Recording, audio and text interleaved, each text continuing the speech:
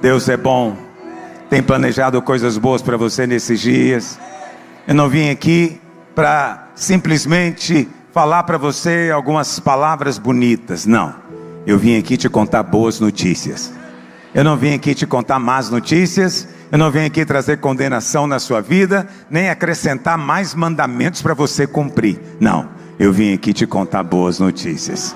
Deus tem pensamentos bons a seu respeito para te dar o fim que você deseja. Você foi criado para desfrutar de vida plena e abundante. Nesses dias nós vamos orar pelos casamentos, mas não fique pensando que vamos orar só pelo marido e pela mulher. Vamos orar por todos os relacionamentos. É a conversão dos pais aos filhos, conversão dos filhos aos pais. É a oração pela sogra, que às vezes tem sido um problema, pelo sogro. É aquela oração que vai envolver muito mais aspectos. Mas acredite em mim, a arca do Senhor será colocada na sua casa. E você vai ser abençoado, você e tudo que você tem, porque esta é a promessa do Senhor. Isso não é porque você merece, está me ouvindo? Não é porque você é bom, é porque Ele é bom e resolveu manifestar bondade na sua vida. Ah, pastor, mas tem tanta coisa errada. Eu sei que eu sou uma esposa que erra tanto, eu sei que sou um marido que ainda falho tanto. Esquece o seu passado. Deus não consulta o seu passado para definir o seu presente. Deus não consulta o que tem sido para dizer o que vai ser. Não importa o que tem sido até agora, eu vou declarar para você: Deus vai mudar a história de casamentos aqui, e vai começar isso hoje. Às vezes você está esperando um milagre de 21 dias, vai demorar. Não, vou dizer para você, Ele vai fazer na sua vida como foi lá em Caná da Galileia. Ele vai pegar a água e transformar em vinho num instante, mas não é qualquer vinho, não é vinho de segunda, não é vinho ruim, ok? É vinho de primeira. Vai ser uma alegria que você nunca experimentou antes, uma paz que você nunca provou antes, porque essa é a promessa do Senhor. Quantos creem nessa promessa? Nós vivemos debaixo de promessas, você foi chamado para ela. Rejeita todo o merecimento, rejeita toda a justiça própria e se apropria da graça e do favor imerecido. Quantos dizem amém? Os irmãos podem se assentar. Eu vou ler apenas 2 testemunhos aqui, 2 ou 3. Nós não teremos live de testemunhos desse jejum, porque como eu estou em recuperação, eu quero preservar a minha voz, porque eu quero pregar todo dia. Meu médico está impressionado, minha fonoaudióloga está assim perplexa, mas eu vou falar todo dia. Bom, eu estava chegando aqui, um irmão me entregou um testemunho no papel, mas ele estava tão emocionado, porque ele disse: pastor, no primeiro dia de jejum, o Senhor já respondeu a minha oração.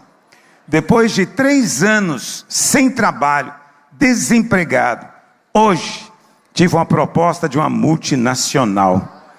Vou voltar a trabalhar. Vai cuidar da sua casa. Você vai comer do trabalho das suas mãos. Você vai ser feliz e tudo te irá bem. Esses 3 anos foram só um teste para ver se você ia permanecer com seu coração no Senhor. E você permaneceu. Agora virá o tempo da colheita. Você vai prosperar como nunca prosperou antes. Seu casamento vai desfrutar de céu na terra. Ouça o que eu estou te dizendo. Céu na terra. Por quê? Porque não tem nada que checa, que testa mais um casamento do que um homem desempregado. Ninguém disse amém. Faz bem, não é hora de dizer amém mesmo. É hora de ficar calado meditando. Quando o homem não consegue colocar a comida dentro de casa, ele se sente um lixo. Ele se sente pior de todos. E se isso perdura muito tempo, ele começa a se deprimir. Quando ele não conhece o Senhor, ele vai beber, ele vai tentar afogar aquele sentimento de alguma forma.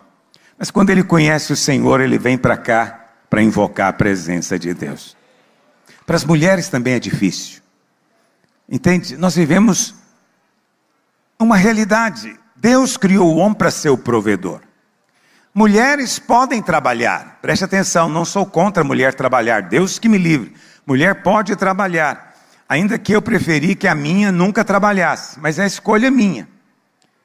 Mas mulher pode trabalhar. Mas ela não pode ser a provedora.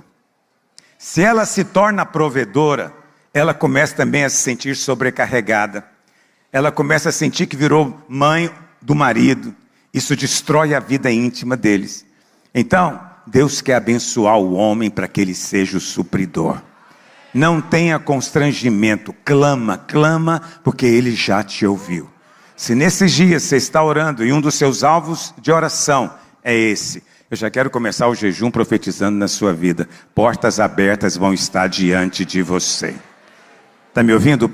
Esteja atento, porque portas abertas vão estar diante de você. Você que tem também estado desempregado há algum tempo, procurando uma posição há algum tempo, e fica parecendo que Deus não ouve a sua oração. Deus ouve a sua oração, Deus já ouviu a sua oração, já liberou a resposta, ela está a caminho, você está mais próximo da bênção do que você imagina. Nesse tempo de jejum você vai ver a resposta do Senhor na sua vida. Se você crê, diga amém. Tem um outro testemunho que era para eu ter lido já há algumas semanas, mas porque... Bom, deixa para lá. Pastor, vou dar um breve testemunho.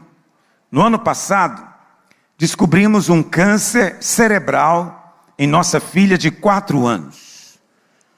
Câncer no cérebro. Uma criança de 4 anos. Eu tenho boas notícias para você. Deus não tem guardado o câncer para dar para você. Deus não tem lá no estoque celestial cânceres e tumores preparados para você. Não. Deus não manda isso para ninguém. Jesus não veio para trazer doença. Ele veio para levar as nossas enfermidades. É preciso manter essa fé. E a Bíblia, e ele conta então que era um meduloblastoma. Graças a Deus a cirurgia foi feita e o tratamento também, e agora ela está completamente curada.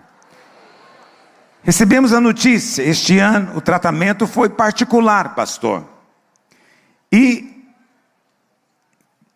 como em nossa igreja, a Videira Bueno, estamos em campanha do ano da restituição, Deus restituiu tudo o que eu gastei no tratamento da minha filha. Acabou que nós ganhamos o carro que estava sendo sorteado no Flamboyant.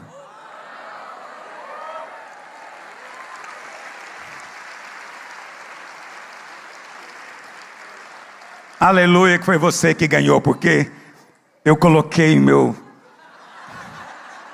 minha fichinha lá. Eu falei, Deus, olha para mim. Olha, conhece aquele corinho, olha para mim?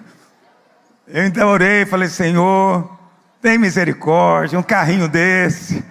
Mas agora, como foi você que ganhou, eu estou feliz por você. Deus não só curou a sua filha, mas restituiu o dinheiro que foi gasto. Pegou o carro, deve ter pegado já em dinheiro, e restituiu tudo de volta. Você tem um pai que te ama muito. Há um Deus que te ama muito. Não duvide deste amor. Nunca duvide da sua graça. Ainda que muitas vezes nós sejamos tentados a duvidar. Foi o caso dessa irmã. Vou ler só mais esse. Ela testemunhou no domingo para mim. Eu era pastor. Uma dessas pessoas que disse que esse seria o último jejum. Já foram mais de 12. Vários pastores, e mesmo o senhor, pastor Aloísio, orou por mim e pelos meus sonhos de ser mãe. Em janeiro, cheguei a falar para minha mãe que não queria mais que ninguém orasse por mim. Pastor, dias depois, sonhei amamentando o neném. E acordei com a sensação no meu seio. Contei para o meu esposo e dias passaram. Desde 2013 sou casada e desejava ter filhos. Nesses anos fiz tratamentos e nada. E a resposta que me davam era, vai namorar com teu marido. Eu gosto desse conselho, quantos gostam também? Eu acho que é um conselho sábio. Minha família é pequenina, pastor. Não tenho sobrinhos da parte de irmãos e nem primos de primeiro grau. Me doía também findar a geração da minha casa. e muitos outros bloqueios. Até mesmo como, por exemplo, me envolver nas atividades dos kids com as irmãs da célula. Domingo passado, quando ouvi o Senhor falar do jejum, meu coração acelerou. E eu percebi que a minha menstruação estava atrasada mais ou menos 14 dias. Mas ela já tinha atrasado tantas vezes. Mesmo assim, comprei um teste no sábado à noite, na farmácia. E nesse domingo passado, bem cedinho, fiz o teste e deu positivo. Uma felicidade enorme veio ao meu coração. Mas estava em dúvida de não saber interpretar o resultado. Pensamentos de incredulidade me vieram, fiquei com medo. E contei para o meu esposo. Fui para o quarto orar ao Senhor, chorei muito, mas me acalmei. Quando meu esposo acordou, contei o que tinha feito, e ele ficou imóvel, incrédulo, e suando por 2 minutos. Isso parece cena de filme. O quê? Você está grávida? E aí ele fica parado 2 minutos olhando para ela. Pastor, declara a minha vitória. E aqui estou participando do culto, contando o meu testemunho de milagre, para que o Senhor compartilhe com outras futuras mamães sonhadoras como eu. Deus fez na minha vida, vai fazer na sua vida também. Faço das palavras dela as minhas palavras também. Às vezes nós gostamos de dar conselhos, mas tem uma coisa que eu falo para mim mesmo e ensino para quem anda comigo: não dê conselhos, conte boas novas. Conselho é coisas que o outro tem que fazer. Boas notícias são coisas boas que vão acontecer com ele. Nós fomos chamados para dar boas notícias, contar para as pessoas coisas boas que Deus quer fazer. Quando dizem amém? Hoje é o primeiro dia do jejum. E se você comprou o livro, espero que você tenha comprado. Hoje o tema é: traga a presença para a sua casa. A vontade do Senhor, a vontade de Deus, é que o Senhor Jesus esteja no centro de tudo. Se Ele estiver no centro da sua vida, tudo vai dar certo. Então a centralidade do Senhor é fundamental. Mas muitas pessoas, quando me ouvem falando disso, acham que não é suficientemente prático. Pastor, eu não consigo perceber a praticidade. Como é que eu trago Jesus para o centro? Então, você vai ver no decorrer desses 21 dias, cada capítulo vai te ensinando essa praticidade. Mas hoje eu quero me deter num ponto. Deus deu para o homem e para a mulher uma única ordem. Deus não deu um manual. Deus não deu instruções. Né? Porque você vai ver um livro hoje sobre vida conjugal, tem instruções para todas as coisas. Mas Deus falou 2 coisas. Para o homem, Deus disse o quê? Lá em Efésios capítulo 5, verso 25. Maridos, amai vossa mulher, como Cristo amou a igreja e se entregou por ela. Veja, não está escrito simplesmente: maridos, amem as vossas mulheres. Porque se fosse só isso, seria só um mandamento, semelhante aos mandamentos da lei. Eu tenho um mandamento, tenho que amar minha mulher, minha obrigação, tenho que amar. Aí o meu amor não vai ser espontâneo, vai ser fruto de uma mera obrigação. Já contei para você que Deus não gosta disso. Deus não quer que nós o amemos porque é uma lei, um mandamento, uma obrigação. Ele quer conquistar o nosso coração para amá-lo espontaneamente. Então, não é simplesmente: maridos, amem vossa mulher, mas é: ame a sua esposa como Cristo te amou. É essa a verdade. Essa é a boa notícia. Ame a sua esposa como Cristo amou você. Então, qual que é a primeira coisa que você precisa fazer quando você ouve isso? Meditar no quanto Ele amou você. Quando você, querido marido, medita no quanto Deus te ama, e Ele prova o seu próprio amor, enviando o seu próprio filho para morrer por você, quando você não estava nem pedindo e muito menos merecendo. Ele prova que te ama, quando você entende que você é amado, independente das suas obras, independente dos seus bons ou maus comportamentos, Ele simplesmente te ama. E quando você entende que é amado, preste atenção, o amor dele enche o seu coração e você espontaneamente vai amar a sua esposa. Nós amamos porque ele nos amou primeiro. Nós amamos a nossa esposa porque ele nos amou primeiro. Aleluia. Mas muitos querem encarar apenas como um simples mandamento. E às vezes o casamento vira uma troca, né, de cobranças. Você não está me amando como Cristo amou a igreja, né? E o marido diz, e nem você está se submetendo a mim como a Cristo. E nós ficamos jogando um para o outro. Não, esqueça qual é a função, a obrigação do outro, o papel do outro. Concentre-se naquilo que o Espírito Santo fala para você. Descubra o quanto você é amado e você vai amar a sua esposa também. E vai ser um amor tal que você vai ter disposição de se entregar por ela. Disposição de se entregar por ela. Essa ternura vai surgir no seu coração. Quantos estão compreendendo o que eu estou dizendo? A mesma coisa é para as mulheres. No verso 22, Efésios 5, 22 diz: as mulheres sejam submissas ao seu próprio marido como ao Senhor. Veja, aqui não está escrito simplesmente, mulheres, sejam submissas. Senão seria simplesmente um mandamento.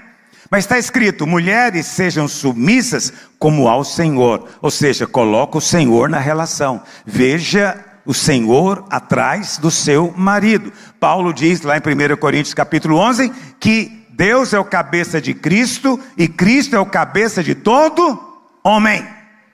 Quem é o cabeça do homem? Quantos creem nisso? Se Cristo é o cabeça do homem, irmã, quando você submete ao seu marido, você pode ficar tranquila. O cabeça do meu marido não vai deixar ele aprontar comigo. Não vai deixar ele gastar o dinheiro de maneira insensata. Não vai deixar ele tomar decisões absurdas, porque tem um cabeça sobre ele, Cristo é o cabeça. E aí quando você ora, você não ora contra o seu marido, nem você ora reclamando de ter que depender dele, mas você ora ao Senhor dizendo, Pai, Cristo é o cabeça, Cristo dirige a minha casa. No final das contas, Cristo é o cabeça da sua casa, mas você se submete ao seu marido. Submissão, não vamos falar isso aqui, daqui a 2 ou 3 aulas. Não é aulas, aleluia, o que será que é? Deve ser culto, aleluia.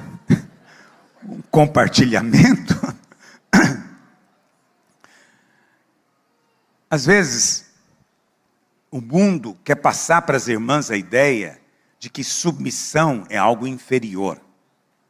É ser inferior ao homem. Eu quero dizer para você, querida irmã, você não é inferior ao seu marido em nada. Eu vou dizer a verdade, em muitos aspectos você está acima dele. A maior parte das mulheres são mais inteligentes do que os homens. A maior parte das mulheres tem uma capacidade verbal muito superior ao dos homens. Quem tem filho, já teve filho, menino e menina, sabe o que eu estou dizendo.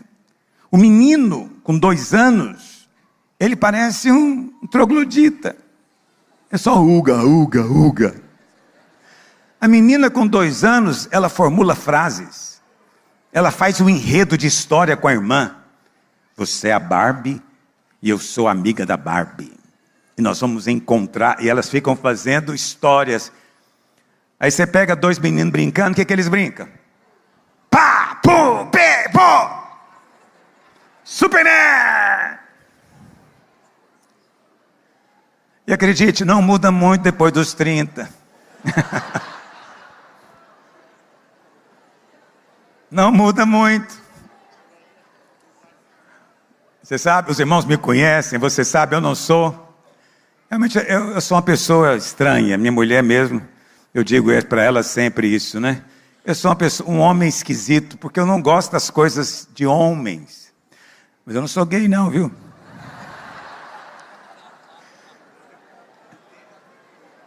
Ouça com santidade. É porque, se alguém me fala, pastor, o que você prefere? Um bom livro, sentado na sua poltrona, ou sair para jogar beach tênis? O que você escolhe determina o futuro da sua vida. Se você escolhe sentar para ler um bom livro, eu te garanto, nunca vai te faltar emprego, posição, nem chefia. tenho que me defender. Olha para cá. E aí eu fui convidado esses dias, segunda e terça na verdade, para pescar.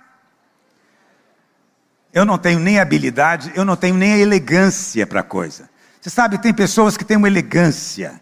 Até quando elas vestem a roupa de pescador, ela pega aquela vara e elas dão aquela laçada assim. Você olha e fala, nasceu para isso. Esse cara nasceu para isso. O que eu enrolei a minha linha na linha do vizinho, porque eu queria jogar para lá, caía nele. Mas o que eu quero te contar é que nós éramos um grupo de 19 homens. Quando junta 19 homens, a idade mental cai para uns 11 mais ou menos. Eu só ficava rindo, porque só dá para rir. Mas é assim que Deus fez. Você não deve ficar chateado por ser assim, nem deve achar que o seu marido é inferior por causa disso. Não, Deus criou-nos diferentes. Entendeu? Mas nós somos todos iguais. Em Cristo não tem mais homem nem mulher. Somos todos iguais. Quantos dizem amém?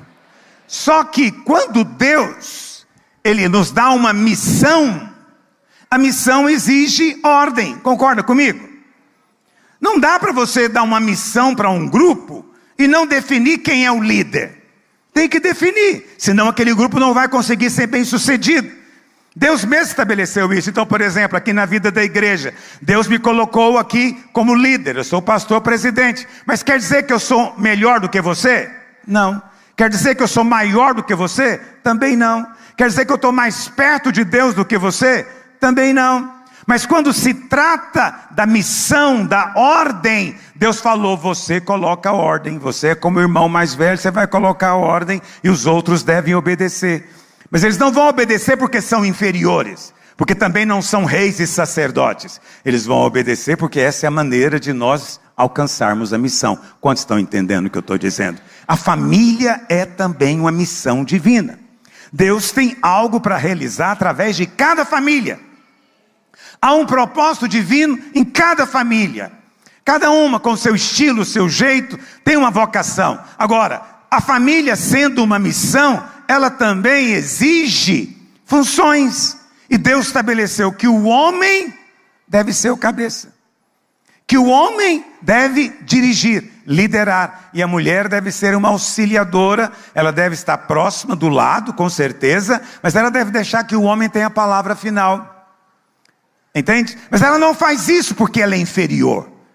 Ela não faz isso em algum tipo de subserviência, em que ele é obrigado a obedecer tudo que um homem fala. Não, não, não. Nós servimos ao Senhor. Tanto homem quanto mulher, nós servimos ao Senhor. E nós fazemos tudo debaixo da nossa consciência da presença do Espírito Santo de Deus em nós.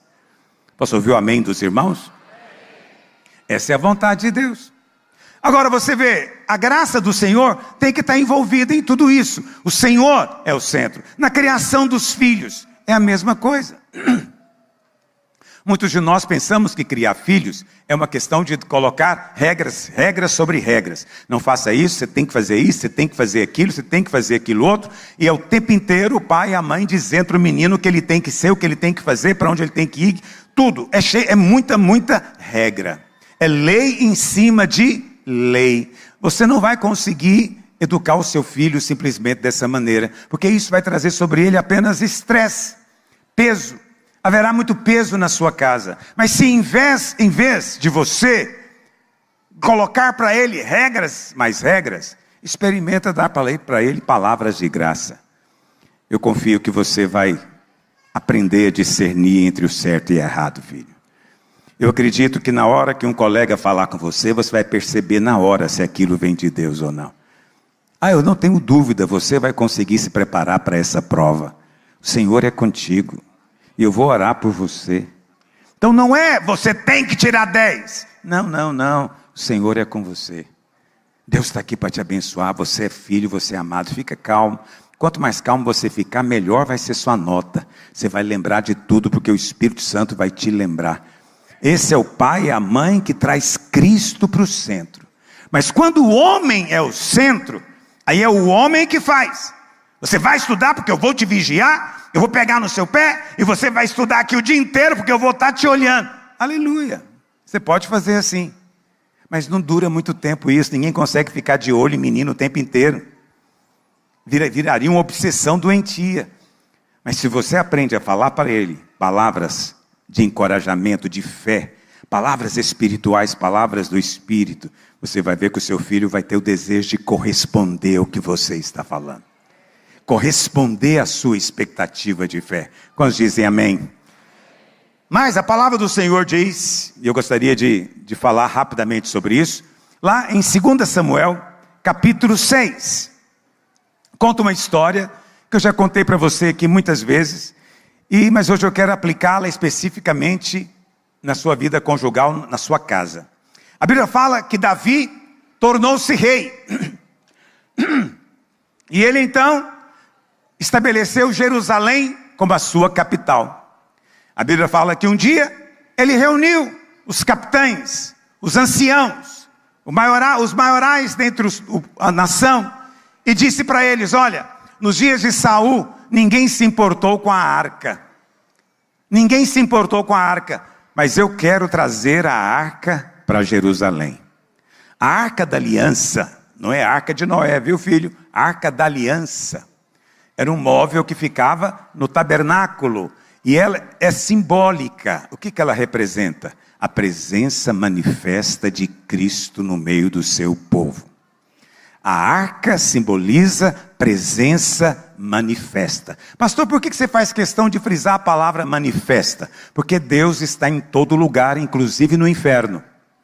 Não há lugar onde Ele não esteja. Deus está em todo lugar. Se subir aos céus, Ele vai estar lá. Se descer no mais profundo abismo, Ele está te esperando lá. Se tomar as asas da alvorada e se deter nos confins dos mares, ainda lá Ele estará presente. Então Deus está em todo lugar. Isso é chamado de onipresença. Mas não é todo lugar que a sua presença é manifesta. Deus está em todo lugar. Mas aqui, quando nos reunimos, há uma manifestação da presença dEle. E a minha oração nesse dia é que essa manifestação cresça tanto, seja tão poderosa, que milagres venham acontecendo espontaneamente enquanto eu estiver pregando. Enquanto eu estiver falando, esteja atento, porque o Espírito Santo vai operar em você. Seu coração vai aquecer, sua fé vai ser despertada, e quando isso acontecer, saiba, o milagre de Deus está apontado para você. Por causa da sua presença manifesta, aleluia. Davi queria a arca. Presença manifesta. E ele então faz o quê? Nós também queremos a arca. Quantos querem a arca aqui? Davi, presta atenção, Davi não estava atrás de dinheiro, Davi não estava atrás de vitórias sobre os inimigos, Davi estava atrás de quê? Presença. Vamos ser francos, olha para mim, na sua cabeça, o que seu casamento precisa? O que um bom casamento precisa? Se perguntar isso para um casal lá fora, ele vai dizer o quê? Primeira coisa, dinheiro. Casamento tem que ter dinheiro. Casamento que não tem dinheiro, acaba. Falso, porque tem muita gente rica que é destruída e já casou muitas vezes. Outros vão dizer, não, a base de um bom casamento é sexo. Se tiver uma boa vida sexual, tudo se resolve. Há muitas respostas que você pode dar. É como Davi. Ele poderia estar buscando muitas coisas. Mas eu vou te dizer, o que ele queria mesmo era a arca de Deus. O centro do casamento, o alicerce do casamento, olha para mim, não é dinheiro. Muitos homens tentando ganhar dinheiro já perderam a família, perderam o crescimento dos filhos, perderam o desfrute que Deus tinha para eles, porque eles estavam lá tentando ganhar dinheiro. Preste atenção, Deus quer te dar dinheiro sim, e Ele vai te dar o dinheiro, mas que não seja o primeiro da sua lista. O primeiro da sua lista, eu quero a presença de Deus na minha vida. Eu quero a presença que anda comigo, que vai comigo, é o Emmanuel, Deus comigo. Quando eu chegar no meu trabalho, a presença chega junto. As pessoas não conseguem entender porque eu sou abençoado. Se eu chegar na minha empresa, a presença chega junto. Mas na minha casa, quando eu estou na minha casa, e eu apenas digo, aleluia, a casa faz silêncio, porque elas sabem, a presença de Deus está ali. Davi não queria essas coisas todas, ele queria a arca. Você também não deveria andar achando que essas outras coisas são em primeiro lugar. Claro que Deus vai te dar sim prosperidade, vida sexual plena, satisfatória e feliz. Tudo isso faz parte do pacote da bênção na sua vida. Mas Ele quer que você procure primeiro o quê? A presença, a prioridade é a presença. Deus quer que façamos as coisas do jeito dele. Esse foi o problema. Davi quis trazer a arca, mas ele quis trazer a arca do jeito mundano. Os filisteus eram ímpios, não conheciam a Deus, mas de alguma forma tiveram que lidar com a arca. Mas eles desprezaram a arca, colocaram a arca diante do seu deus Dagon. Mas a arca é a presença manifesta, e diante dela todo o poder do diabo tem que se dobrar. Dagon no outro dia amanheceu dobrado, curvado diante da arca, e no segundo dia os seus braços estavam arrancados, para declarar que na presença do Senhor toda obra do diabo é desfeita. Não tem obra maligna que o Senhor não possa quebrar e desfazer em nome de Jesus. Mas os filisteus não sabiam como lidar. Eles então colocaram uma arca em carro de boi. Um carro de boi, colocaram a arca, colocaram vacas que tinham filhotes, bezerros, para puxar essa arca, e eles ficaram observando. Se as vacas fossem embora e deixassem os bezerros para trás, era o sinal de que de fato aquilo era de Deus, e foi o que aconteceu. Eles descobriram que Deus tinha estado no meio deles, e eles nem sabiam, nem perceberam. Mas isso foi o que os filisteus fizeram. Davi é homem de Deus, Davi é ungido de Deus, Davi é usado pelo Espírito de Deus, então ele tem que agir também com a sabedoria do céu. Mas em vez disso, ele usa um carro de boi. Ele coloca a arca, coloca 2 soldados, um chamado Uzá e o outro Aiô. Eles iam na frente do carro, e o carro puxado por bois. Numa certa altura os bois tropeçam, o carro vira, a arca já ia caindo. Uzá, então, segura a arca, para ela não cair, mas quando ele toca na arca, ele cai morto. Veja, a presença de Deus é uma coisa maravilhosa, mas você não pode associá-la com coisas mundanas, porque o resultado vai ser morte. Quantos estão me entendendo? Vou te dar um exemplo para você compreender melhor. Eu até escrevi isso aí no livro. É muito comum casais da igreja me procurarem, perguntando se tem algum problema eles assistirem vídeos eróticos, pornográficos, junto com a esposa, nada escondido, junto com a esposa, para apimentar o relacionamento deles. Eu sempre digo, filho, não é uma questão de certo ou de errado, ou de pecado ou não. É uma questão de origem. Isso é carro de boi ou isso é levita carregando a arca? Isso é carro de boi. Os filisteus lá fora usam isso para abençoar o próprio casamento. Nós não precisamos desse carro de boi. Você tem o Espírito Santo operando em você. Alguém fala, mas o Espírito Santo de Deus pode fazer com que a minha vida sexual melhore? Sim, eu vou dizer para você. Eu fiz um desafio aqui ontem. Eu espero que ontem mesmo você já tenha cumprido o primeiro desafio, que é orar com a sua esposa antes de dormir. Eu não vou mandar você erguer a mão hoje, mas amanhã eu vou. Orar com a sua esposa. Então, falei para minha esposa que nós íamos orar, chamei ela para orar. Mas como é que nós oramos? A gente ora agarrado. Eu oro no cangote dela. Deus abençoe essa mulher.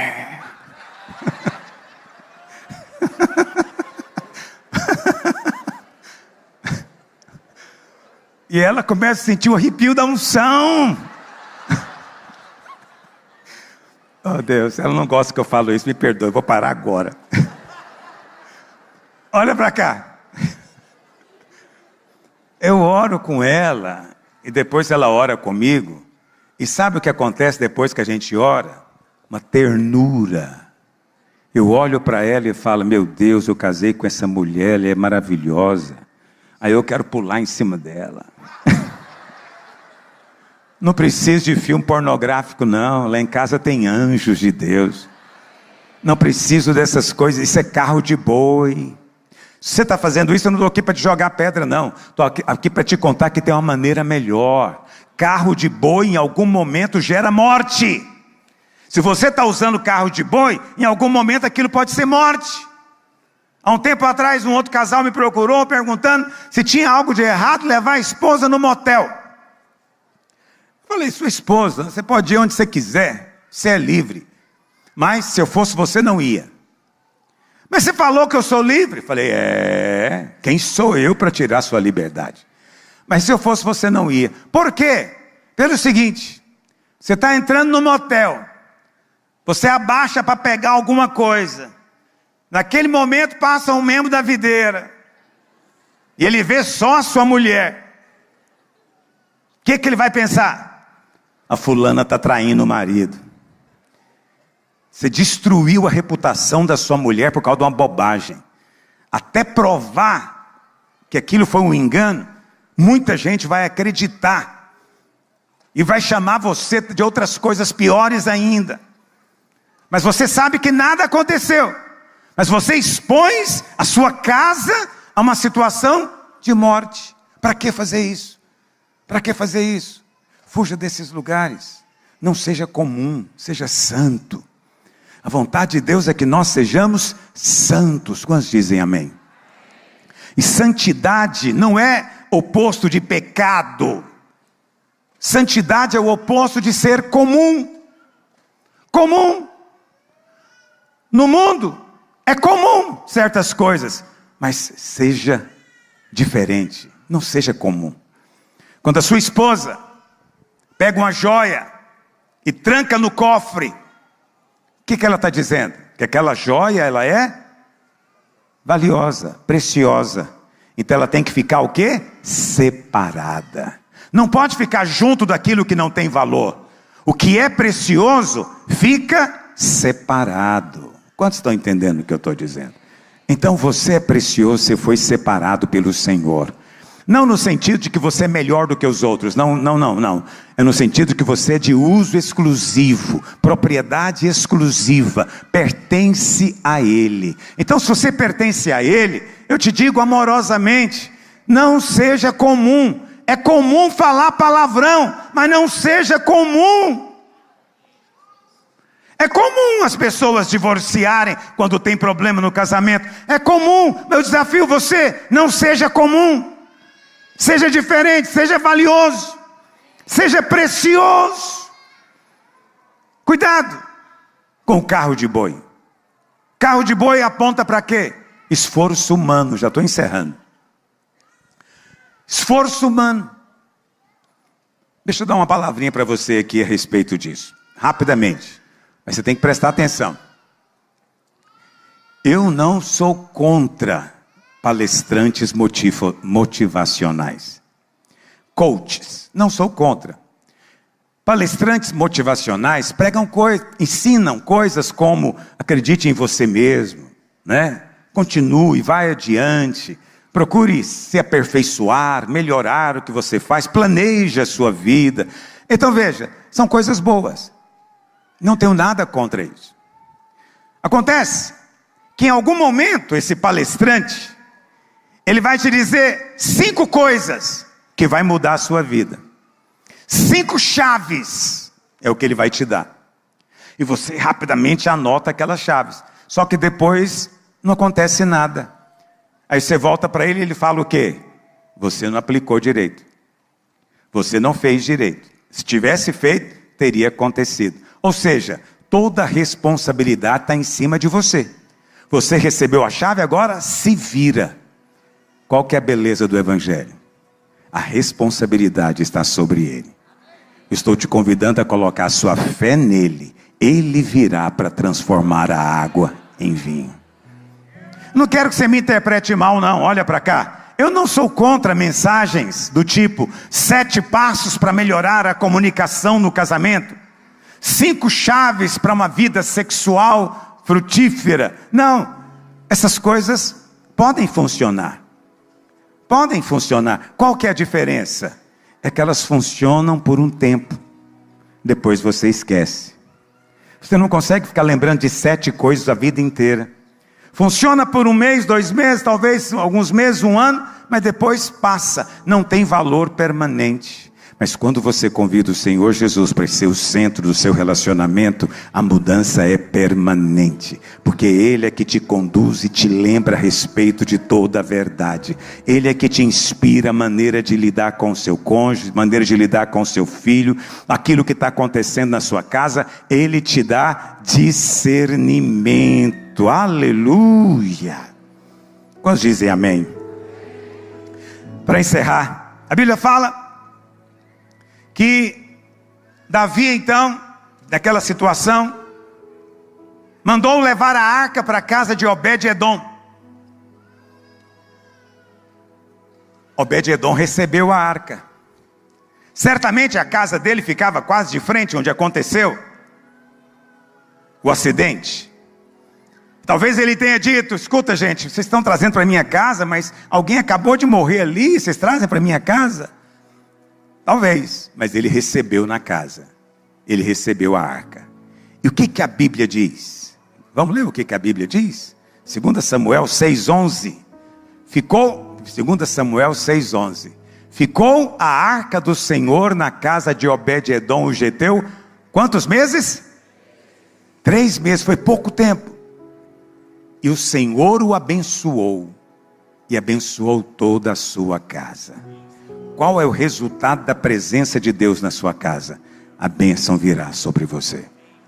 A bênção virá sobre você. Flávio Joséfo, um historiador judeu, ele disse que em 3 meses, Obed-edom ficou rico. Em 3 meses. Essas coisas, ganha carro do Flamboyant. Essas coisas acontecem com Obed-edom. Coisas impressionantes acontecem com Obed-edom. Eu consigo imaginar a cena, não é? De repente, Obed-edom acorda de noite, ele tinha pânico à noite, e ele acorda e está em paz, sem medo, porque tem uma presença na sua casa. Aí a dona Obed-edom fica mais apaixonada por ele, e os dois estão no love, porque a presença está lá. Quando o dia amanhece, ele vê que os filhos estão mais obedientes, estão mais estudiosos. Vai no quintal olhar para a sua horta, o alface está enorme, a couve está maravilhosa, e todo mundo fica perplexo. E aí as pessoas, os vizinhos, os que passam pela rua, olham para a casa do senhor e da senhora Obed-edom e falam: meu Deus, o que é isso? O que aconteceu com eles? E a resposta é única: eles trouxeram a arca para dentro da sua casa. Eu quero declarar hoje esse mesmo milagre na sua vida. Por que isso aconteceu? Às vezes, quando a Bíblia não explica a causa, nós temos que recorrer ao significado dos nomes. Obed significa servo. Edom significa vermelho. Mas a palavra Edom é derivada de Dan. Dan é sangue em hebraico. Sangue, porque é vermelho. Então poderíamos dizer que Obed-edom significa aquele que é servo do sangue. O que acontece quando você passa o sangue nos umbrais da porta? O anjo da morte não pode entrar. Invoca o sangue de Jesus hoje sobre a sua casa. Pastor, eu não consigo entender isso. Eu posso fazer isso? Eu desafio você. Invoque o sangue sobre você, sobre sua esposa, sobre os seus filhos, sobre os seus bens. Invoque o sangue do Senhor. O diabo não pode tocar onde está o sangue. O anjo da morte não pode tocar onde está o sangue. E onde está o sangue, a unção é colocada. A unção vem sobre o sangue. Obed-edom foi abençoado porque ele é um servo do sangue. Quantos creem que são perdoados aqui? Você foi totalmente perdoado, lavado, purificado, justificado. E é por isso que a bênção de Deus está em você. E a presença de Deus não vai mais se ausentar da sua vida. Pastor, o que eu tenho que fazer? Nada, apenas chama por Ele. Chama. Davi disse: como trarei a mim a arca do Senhor? Você hoje pode dizer: oh Deus Emanuel, Deus conosco, eu te convido, enche a minha casa da tua presença, enche o meu casamento, enche a minha vida íntima, enche a minha vida financeira, enche todas as áreas da minha casa com a tua presença, para que eu desfrute de bênção e favor do céu. Você tem fé para isso hoje? Então se levante em fé para orar agora, porque o Espírito Santo vai operar na sua vida hoje, em nome de Jesus. Quantos foram abençoados?